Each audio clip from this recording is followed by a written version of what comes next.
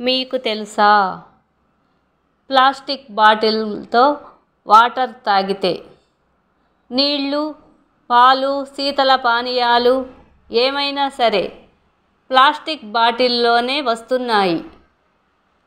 ఆ బాటిల్కి సూర్యరశ్మిలో అతిలోహిత కిరణాలు ఎక్కువగా సోకినప్పుడు వాటిలోని సూక్ష్మ ప్లాస్టిక్ కరిగి ఆయా పానీయాల్లో కలిసిపోతుందట.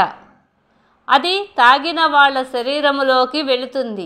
ఇదివరకే చేసిన పలు అధ్యయనాల్లో ఈ సూక్ష్మ ప్లాస్టిక్ అవశేషాలు రక్తంలో ఉండటం గమనించారు. అందువలన రక్తపోటుకి సూక్ష్మ ప్లాస్టిక్కి సంబంధం ఉందా అన్న కోణంలో పరిశోధనలు చేస్తున్నారు.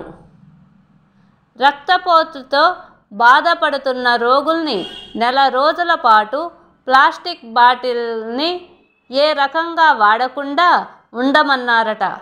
నీళ్లు తాగటానికి స్టీలు లేదా పేపర్ లాంటివే ఉపయోగించుకోమన్నారట.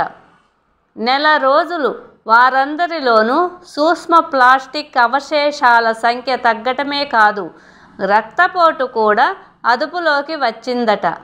దీనిని బట్టి సూక్ష్మ ప్లాస్టిక్కి రక్తపోటుకి ప్రత్యక్ష సంబంధం ఉందని చెబుతున్నారు నిపుణులు.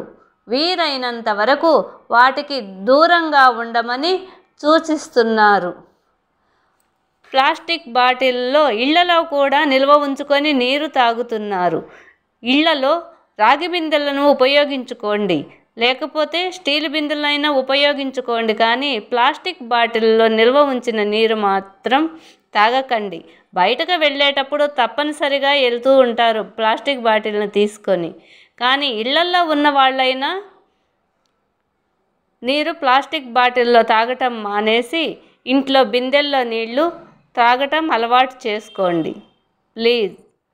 అక్షరాల ఆణిముత్యాలకు సబ్స్క్రైబ్ చేయండి, షేర్ చేయండి, లైక్ చేయండి. ఆణిముత్యం.